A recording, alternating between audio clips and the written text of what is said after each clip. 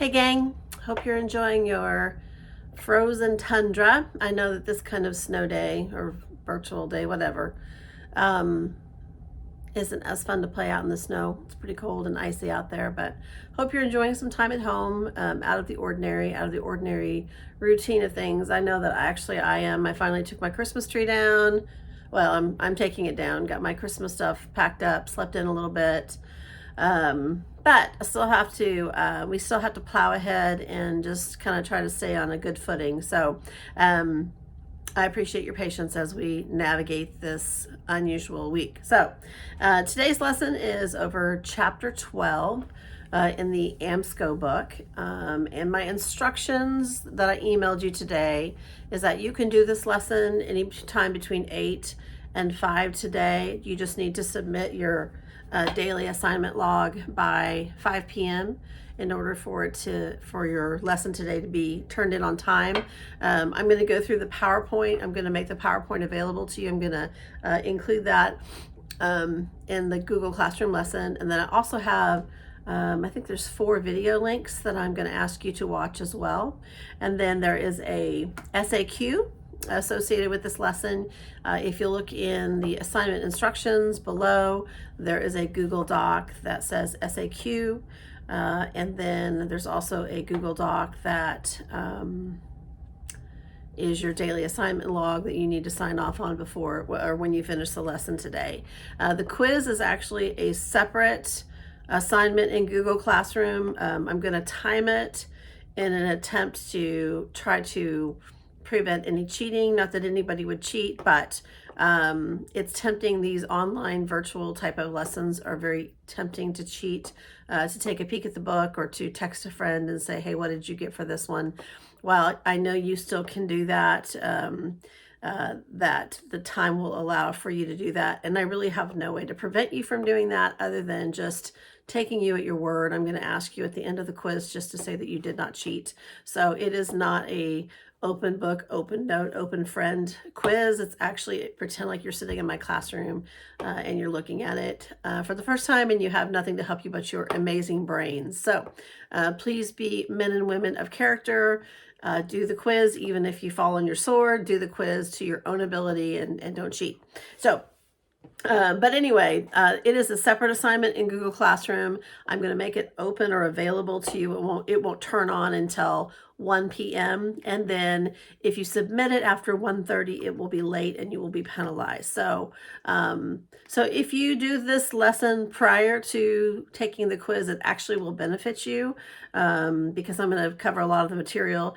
If you take the quiz before, if you took it before you're watching this lesson, hopefully you were fully prepared. I did send you guys a message through Google Classroom to watch a couple of the Heimler videos prior to taking the quiz because it will benefit you. If you didn't do that and you've already taken the quiz, I still want you to watch it as part of the lesson today. So anyway, okay, so we are in, this is, I guess, the first official lesson for period 5. The first topic in chapter 12, AMSCO, is largely about, the chapters is described as territorial and economic expansion, and kind of the main topics are manifest destiny, Mexican-American War, and just how the acquisition of land is going to impact and strain those regional differences, and ultimately probably the largest regional difference at this point in the game is the issue of slavery. My pups are in here, and so if they start making noise, Riley, say hi. Romeo's sleeping over there too. So if they start barking, I'm sorry.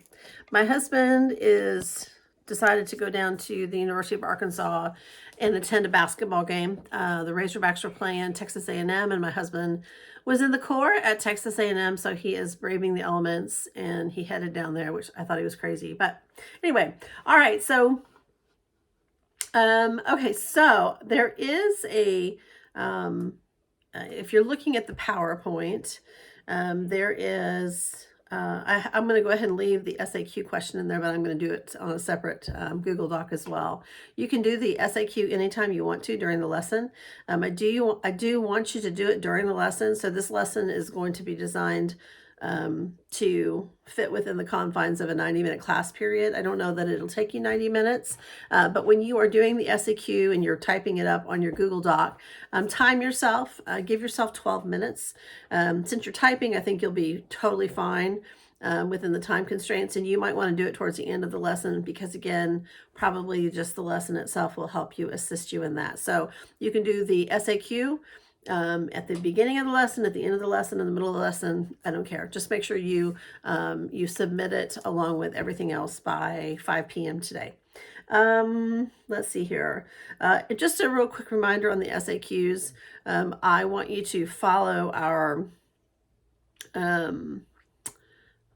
answer the question, cite evidence, and explain your answer. So you're going to do it in 3 sentences. Okay, so there's A, B, and C. So you're going to answer in 3 sentences. A, 3 sentences, B, 3 sentences, C, and I will spell that out for you in the instructions. Okay, there is a, in the PowerPoint slide, I'm actually looking at it as I'm talking to you on the screen. It's, if you can watch this in split screen where you're watching me either maybe on your phone or a split screen on your computer and then looking at the PowerPoint on the screen as well, that will benefit you. So there is a quintessential picture of manifest destiny on the, oops, hold on. There we go. On the first screen, it says Chapter 12, AMSCO, and it says period 5, 1830 to 1860. And there's a woman who's, she looks like maybe Lady Liberty or an angel, and she is moving westward. She has in her hand the poles or the wire to the telegraph lines. You'll see railroads behind her. You'll see Indians that are running away from her. You see farmers, you see wagon trains, and it's supposed to represent westward expansion and manifest destiny. It's sort of a divine or angelic image of westward expansion. Of course, the implication by John Sullivan when he was speaking of westward expansion is that it was, he believed it to be America's manifest destiny, or God's purpose for us to expand from coast to coast. Nobody knew exactly how far north we were supposed to go or how far south we were supposed to go. There were some differing opinions on that, but there was a consensus amongst most Americans that America's destiny was supposed to be from the Atlantic seaboard all the way to the Pacific seaboard. And so you'll see it. This is a very famous image. If you were to see that on an AP test, that's what it's talking about, manifest destiny. The next slide has 4 blocks.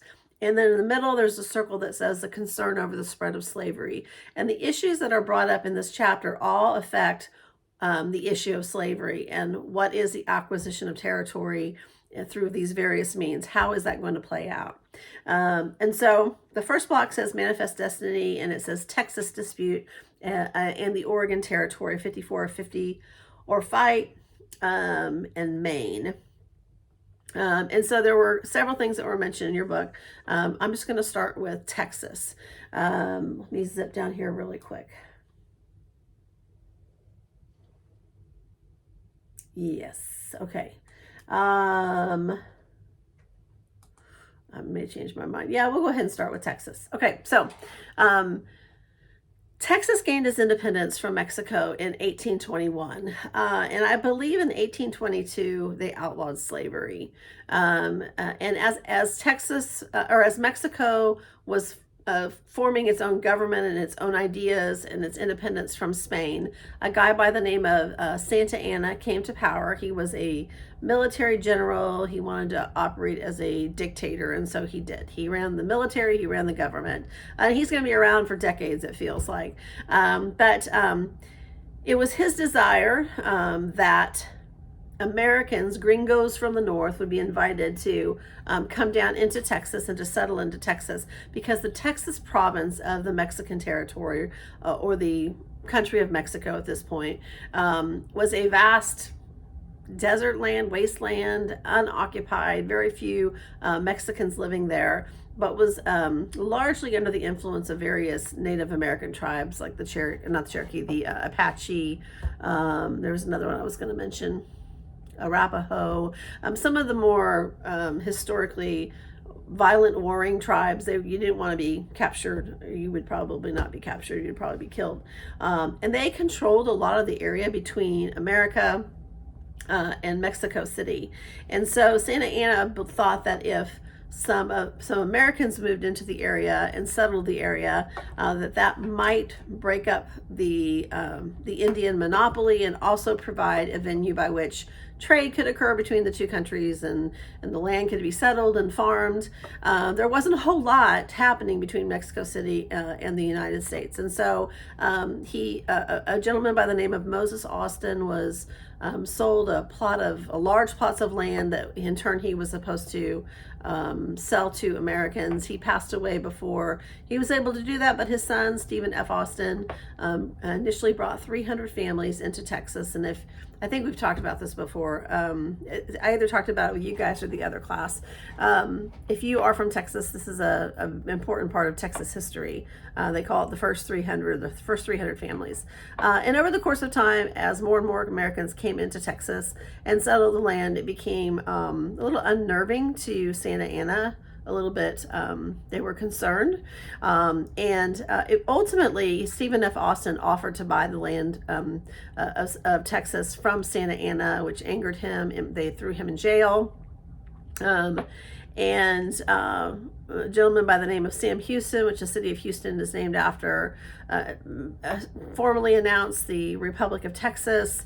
Santa Anna said, "Oh no, you're not," and a group of American or Texans captured a Mexican outpost called the Alamo, and which is in San Antonio today. It was a Spanish mission where the Spanish had initially taken in Indians and tried to convert them, and so there were some reinforcements there. There were some part of the area was protected by wall. The actual mission itself, which is the church, didn't even have a roof on it. There were a few houses sprinkled here and there, but it was really out in the middle of nowhere and hard to defend. However, it was the Texans taking the Alamo was symbolic, and so Santa Anna decided he was not going to put up with that, and so he raised an army and he marched towards the Alamo. According to the movies that I've seen, or the movie that I've seen, rather than waiting for his cannons to reach there with his army, he decided to cause the large loss of life of his army to destroy the people in the Alamo. And there were a lot of famous people in the Alamo. Davy Crockett, as we talked about before, was there. He had left Tennessee because of the Indian Removal Act, and Sam Houston had promised him, come to Texas and start a new life here. And so he was there defending the Alamo. The commander of the Texas militia that was in charge was a guy by the name of William Travis, and he was a handsome man. He had a little bit of a reputation. He had divorced his wife. He had left his wife, which is a little bit unusual back in that era. He was kind of a womanizer, and he wanted a fresh start in Texas. He had a son. He found himself there in charge of overseeing the defense of the Alamo, and he gave a very great rallying speech to the defenders of the Alamo, basically saying, we're probably going to die here because nobody's coming to our defense. There's nobody, Sam Houston, nobody's responding to my SOS letters that I'm sending out of the Alamo. We're probably all going to die here. If you want to leave, you can leave. But if you don't want to leave, I think his words are, we're going to deal a crippling blow to the army of Santa Anna. So kind of with that Texas pride, they decide to stay and defend the Alamo. And when Santa Anna does get there and assaults the Alamo, he kills everybody with the exception of a couple of women, I think, and some children that tell the story of the Alamo. And there's one black translator. Well, he's a courier who manages to get out, he does not take up arms, and I think he is the one that had everybody's letters that were eventually distributed to families, and I believe they let him survive. So anyway, and so the rallying call across Texas as Sam Houston is raising an army, and people are coming to volunteer to go after Santa Anna. Who is actually hunting Sam Houston and his army, is remember the Alamo. Remember the Alamo. Remember what they did to us at the Alamo. Santa Anna makes a terrible mistake. He splits his army in two and eventually runs into Sam Houston, and the Battle of San Jacinto takes place, in which Santa Anna is defeated. He hides amongst his men. He is snitched out. He is taken to Sam Houston, who says, "I will give you your life in exchange for Texas." And so Santa Anna agrees to it, and Texas becomes the Republic of Texas, and that's in 1836. There are a few pictures here. You'll notice that there's a map that shows a couple of presidents, actually. President John Tyler. So I have to think about this. So after Martin Van Buren served for 4 years, William Henry Harrison becomes president. He dies within a month from a cold. And so his Vice President John Tyler becomes president. So this is the introduction of the Whig Party. The Whigs are sort of the old Federalist leftovers, but they also are split on the issue of slavery. Some of them are anti-slavery, some of them just want compromise. They never really find their footing. They're in favor of the bank. They're in favor of industrialization, generally speaking. Henry Clay became a member of the Whig Party. So William Henry Harrison was the first Whig. He dies. His Vice President John Tyler is a Whig member. He wants to allow Texas to come into the Union as a state. Basically, as soon as Texas won its independence from Santa Anna, Sam Houston turned right around and asked the United States, asked Congress, if they can initiate the proceedings to become a state. That was kind of the goal all along. But in a really strange turn of events, so that this was in between the Jackson and the Van Buren era, neither Andrew Jackson or Martin Van Buren want to accept Texas into the Union as a slave state, or as a state, because it will upset the balance of free and slave states in the Union, and they're not really wanting to deal with that. Andrew Jackson had already dealt with the Tariff of Abominations and the threat of nullification and secession by John C. Calhoun, and he was pretty emphatic. He was a Union man, and he knew that this was going to create strife, and he didn't want to deal with it. And so he said, no, well, that can happen later. Martin Van Buren said, no, that can happen later. I mean, if you look at the map, the size of Texas is larger than Texas is today. The territory that they gained from Mexico, it could have been carved up into, let me move that again. It could have been carved into 4 or 5 slave states. And Northerners were kind of freaked out about that. And so when John Tyler left the presidency, he only served for that 4 years. The Democrats could not decide on a candidate. They tossed around the idea of coming back to Martin Van Buren, but they ended up nominating a guy by the name of James Polk. And in your book, it refers to him as the dark horse. There's a picture of him there. He does not look like a president. He's kind of got white hair. It's kind of behind the ears. He looks more like a silent movie star. But his nickname was Purposeful Polk. And when he becomes president, he has his sights on a few things. And this is where the territorial disputes come into play. He looks at the northern border of Oregon and he goes, I want that. He looks at the state of California, that's part of the Mexican Empire, and he says, I want that. And he looks at Texas and he's like, I want that too. I want to be the president that fulfills this manifest destiny we've all been talking about. So he says, I'm going to serve for 4 years and I'm going to get everything that I want. And that is where he gets the nickname Purposeful Polk. And so he uses Texas as an excuse to kind of incite the Mexicans into war. And so at the end of John Tyler's presidency, he pushes forward this initiation of Texas becoming a state, and President Polk is the one that sees it across the finish line. Let's see here. There is a slide there that shows the Lone Star flag of the Republic of Texas. Texas and California, I guess, are the only 2 states stateside in the lower 48 that were countries before they were states. The the flag of California, the Bear Republic, or the flag that has the bear on it. It's their state flag. For just a few, I think maybe even a few days, as the Mexican-American War started, they declared independence and declared the Republic of California. But Texas was a independence country for 12 years. So from actually 9 years, from 36 to 45, 1836 to 40. Oh, it says 1836 to 1838. I'll have to come back on that one.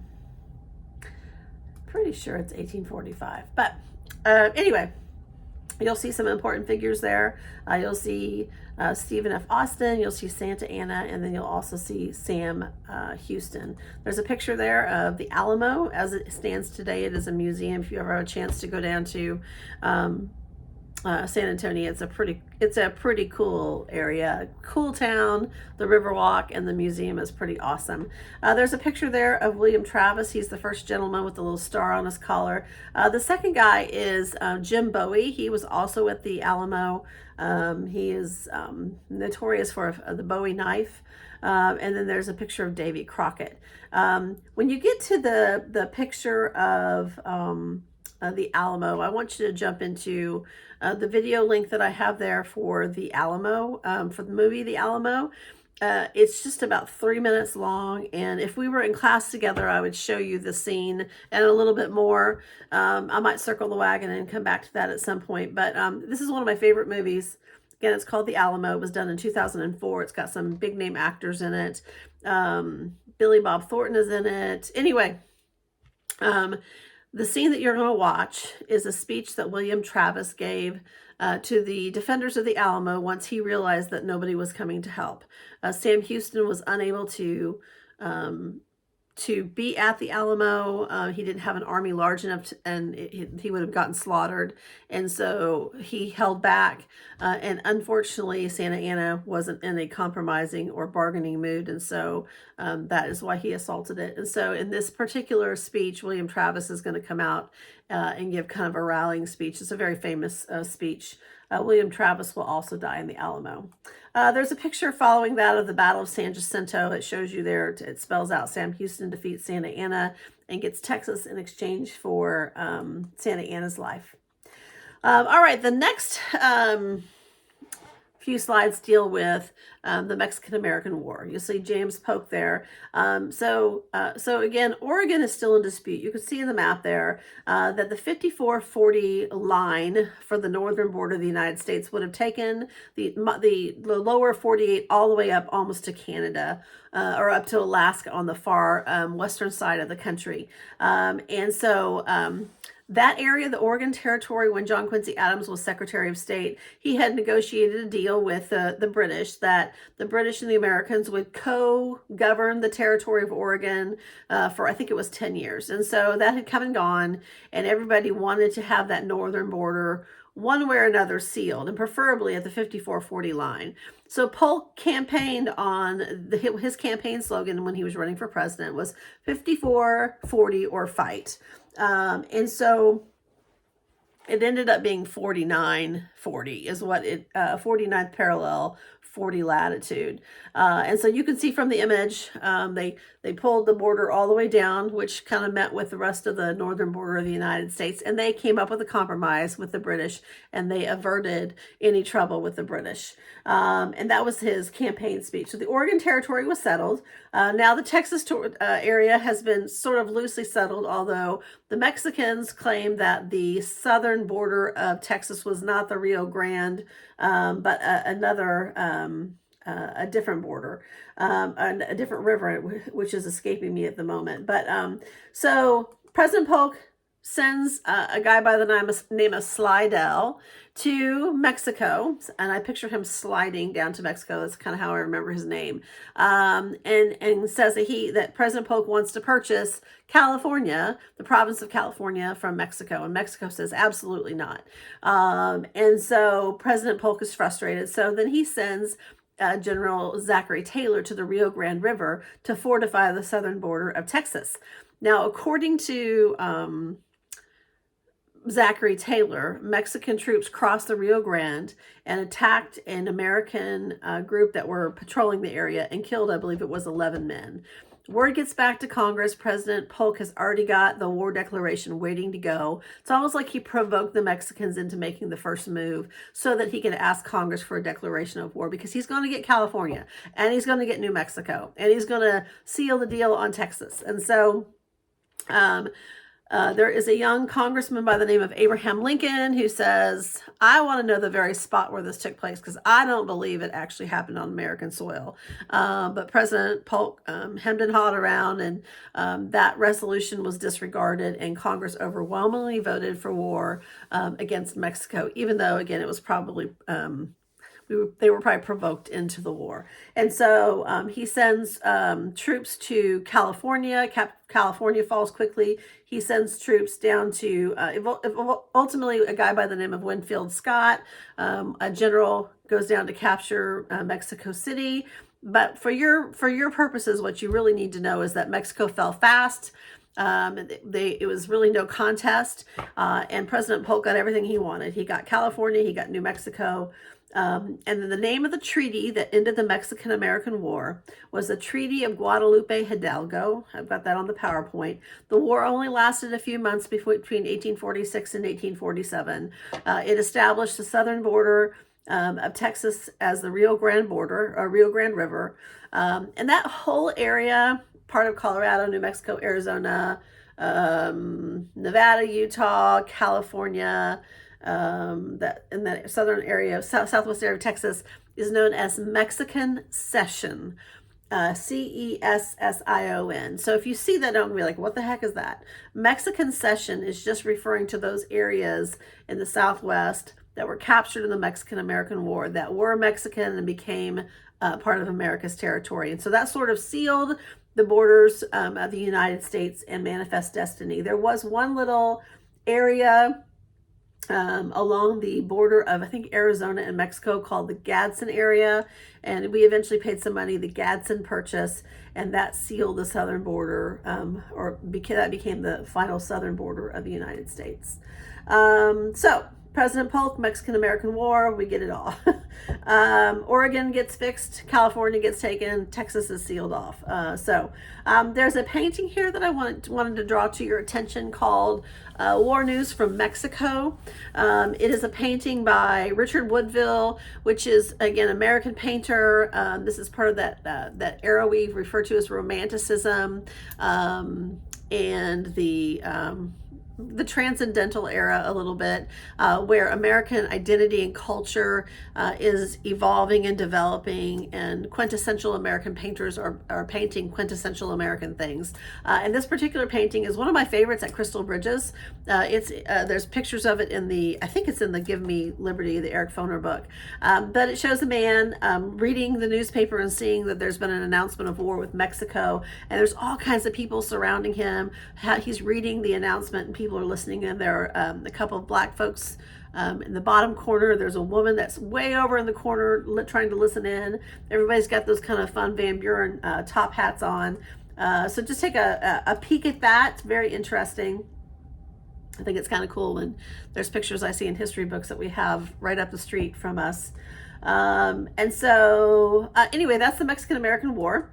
Let me zip ahead here. The last thing I'm going to draw your attention to is the book talked about the various trails going west. And so I think the book said that the area in between, let's say Kansas and California and Oregon were referred to as the Great American Desert. So this would be areas like Nebraska, Colorado, Wyoming, where there's lots and lots of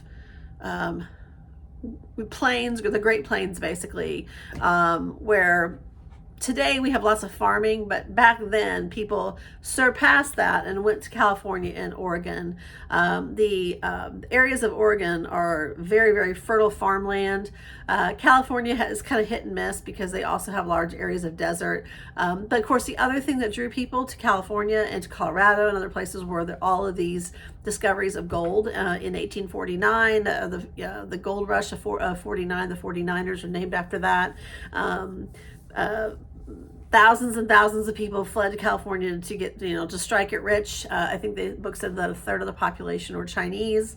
And so people skipped that middle section and went out west, hoping to.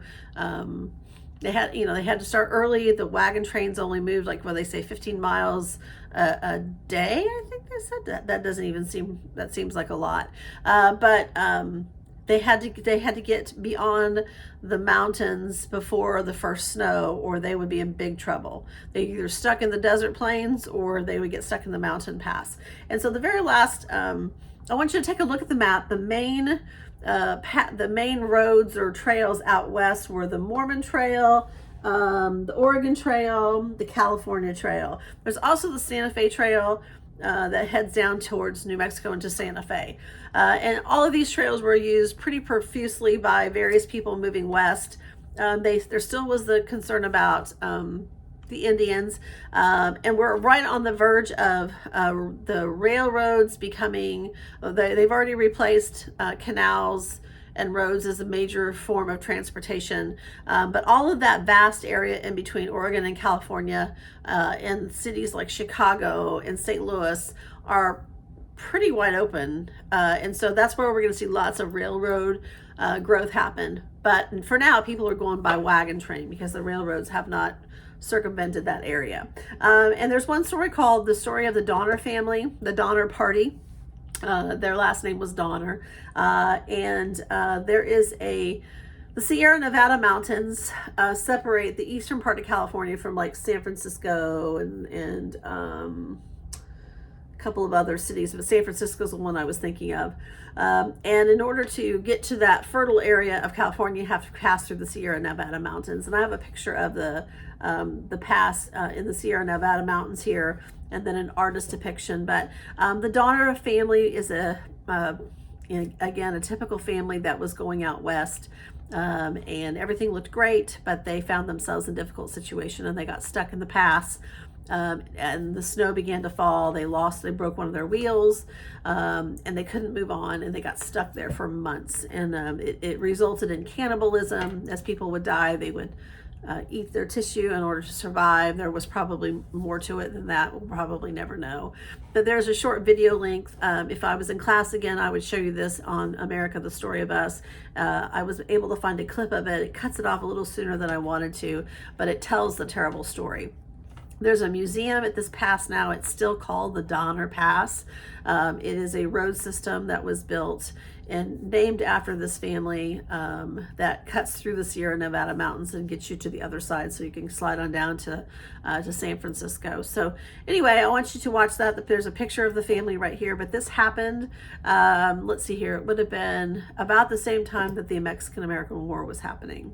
So with that said, I think I'm going to leave it at that. Follow the instructions in Google Classroom, and I think that's it. Have a great night. Oh, one more thing. I do want you to read chapter 13 for class on Friday, and I'm going to include the PowerPoint, or the PDF file of chapter 13 for you. Okay, bye.